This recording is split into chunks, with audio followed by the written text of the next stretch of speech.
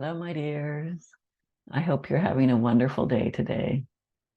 Well, Grandma wants to read you another story, and today it is Rapunzel.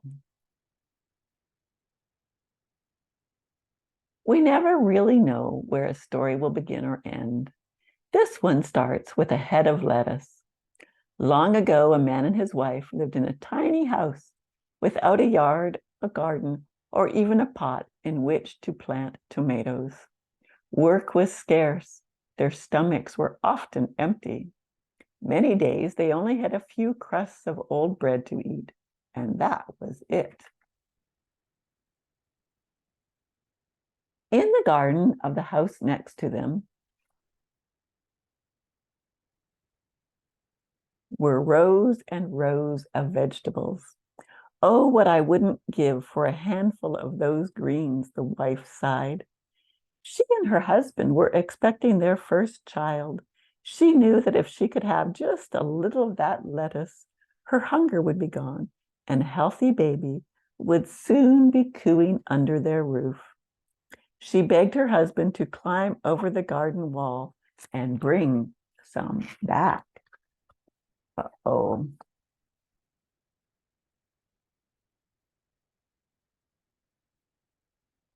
The man was reluctant to steal, and the owner of the garden was a woman who was said to have strange and fearsome powers.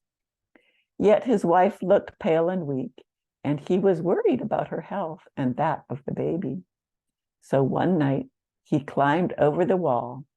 In a few moments, he scrambled back with a head of fresh lettuce for his sickly wife.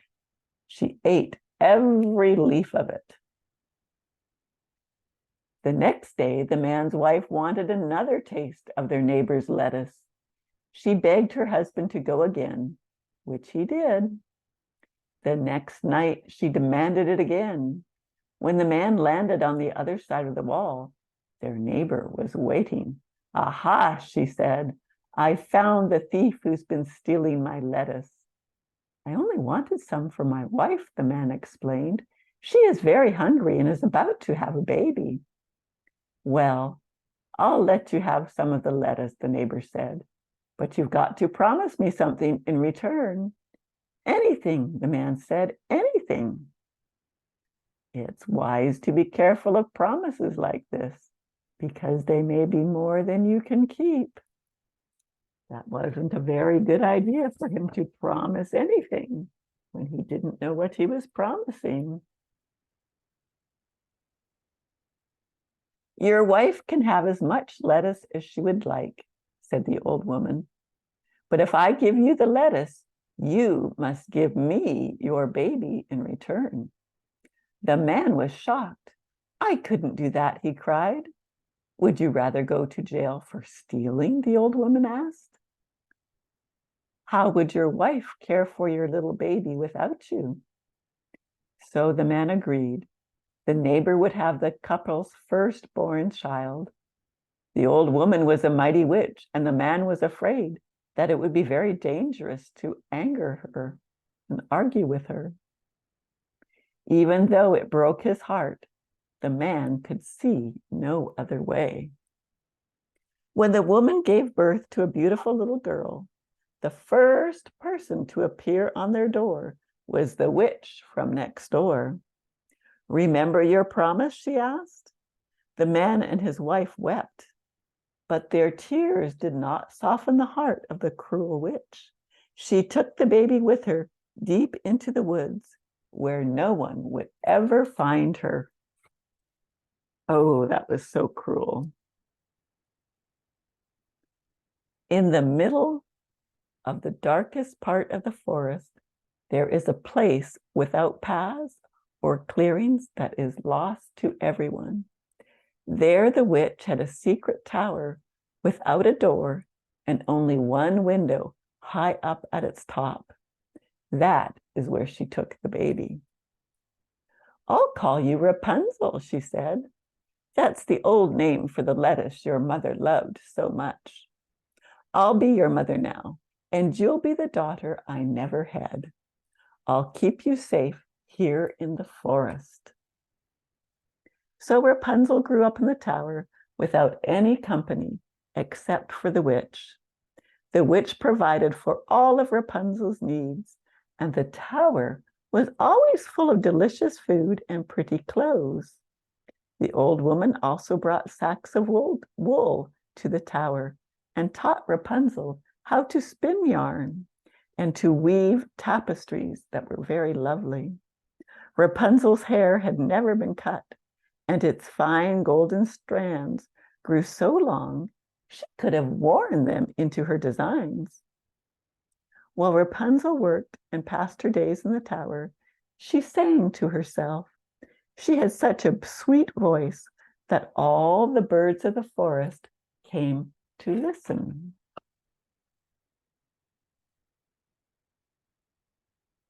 See that beautiful golden hair. Years went by this way, and Rapunzel became a young woman.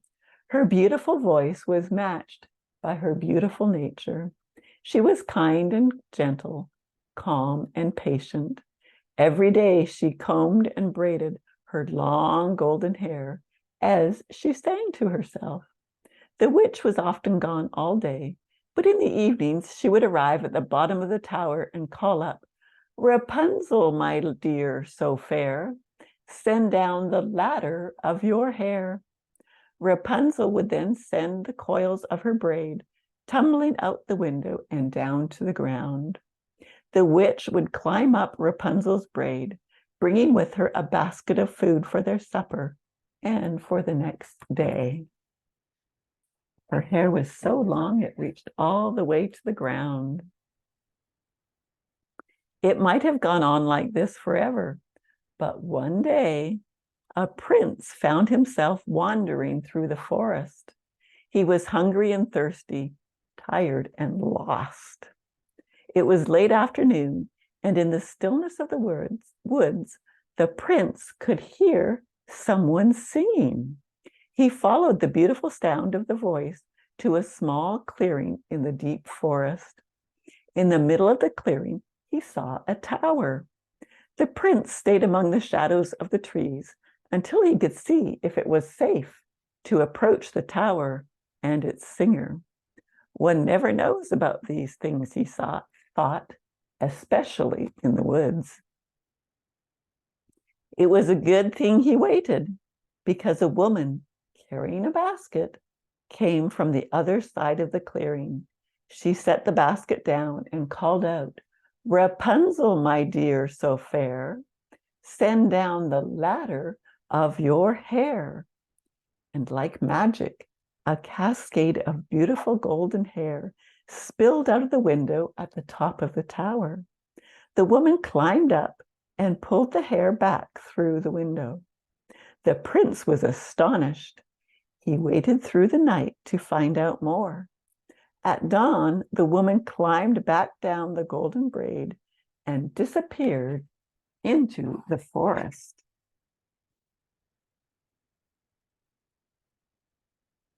By now, the prince was so hungry, he was willing to take his chances with whomever lived in the tower.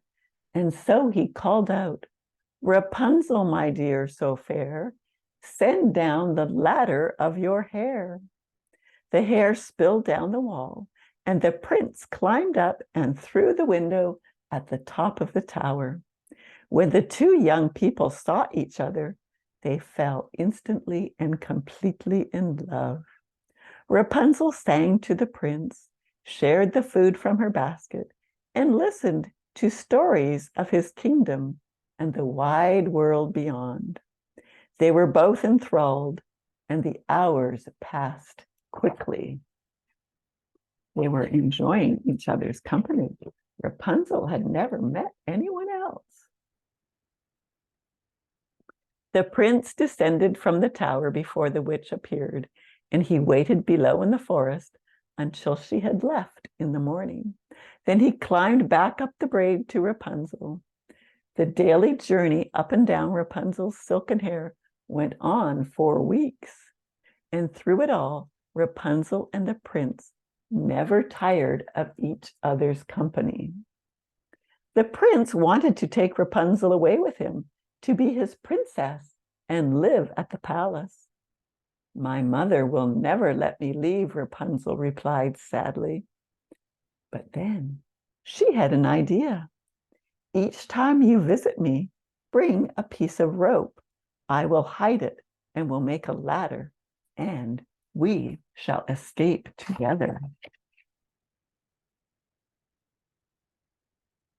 One morning, as Rapunzel combed out the witch's hair, she sighed. Her thoughts drifted to the prince, and she accidentally said out loud what she had always kept secret. Oh, I wish you would tell me stories like the prince does. So someone has been visiting you? The witch was furious and shook her finger at Rapunzel. How could you have betrayed me when I was keeping you safe from the world? Now, the witch was suspicious.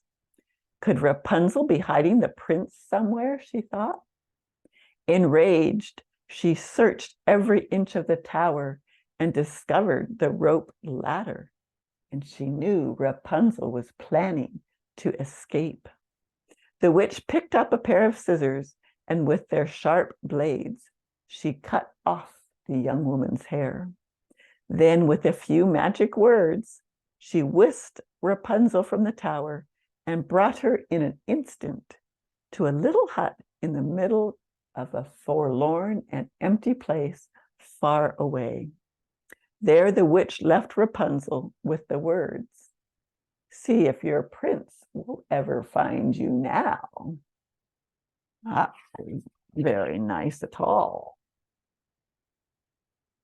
The witch returned to the tower. When the prince called for Rapunzel to let down her hair, the witch answered with the braid of Rapunzel's hair that she had kept. When he climbed into the tower, the prince was shocked to see that it was the witch and not Rapunzel who was waiting for him. He backed away from the old woman and stumbled out of the tower window. He fell headlong into a patch of thorn bushes at the base of the tower. They broke his fall, but he was blinded by their barbs. Ooh. Lost and without sight, the prince wandered for a long time. Through ice and snow, over deserts and mountains, he dragged himself along, always hoping to find Rapunzel again. Couldn't see where he was going even. One day he fell into a deep sleep on the hard ground of a lonely valley.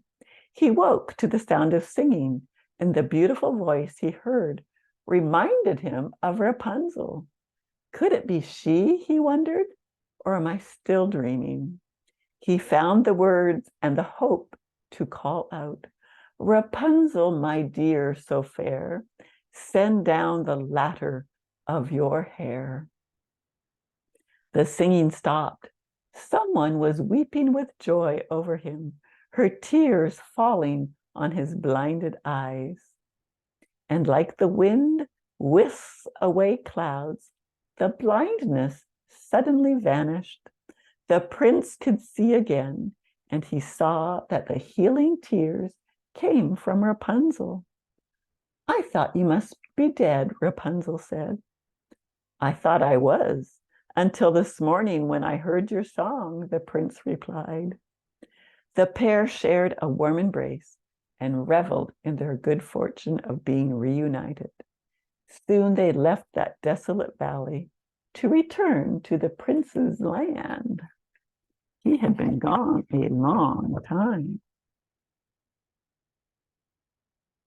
When Rapunzel and the prince returned to the kingdom, they were surprised to learn of the rumors the witch was spreading. She boasted far and wide about how she had dealt with an unruly daughter and a meddling prince. It wasn't long before Rapunzel's real mother and father heard the witch's tale too. They told everyone what really had happened to their daughter. News of Rapunzel's parents soon reached her and the prince, who invited them for a visit at the palace. The moment she saw them, Rapunzel knew in her heart that they were indeed her real parents. When Rapunzel and the prince were married, Rapunzel's parents came to the wedding, and they stayed on after the last bite of cake was eaten to live with the jubilant couple. And the witch? She packed up her garden and her tower and disappeared. She didn't hear the bells ringing out to celebrate the marriage of Rapunzel and the prince. After so many hardships, the two lived a long and happy life together, full of song, sweet children, and salads. And that is another story of Rapunzel. I hope you enjoyed it. Hope you have a wonderful day. Remember, Grandma loves you.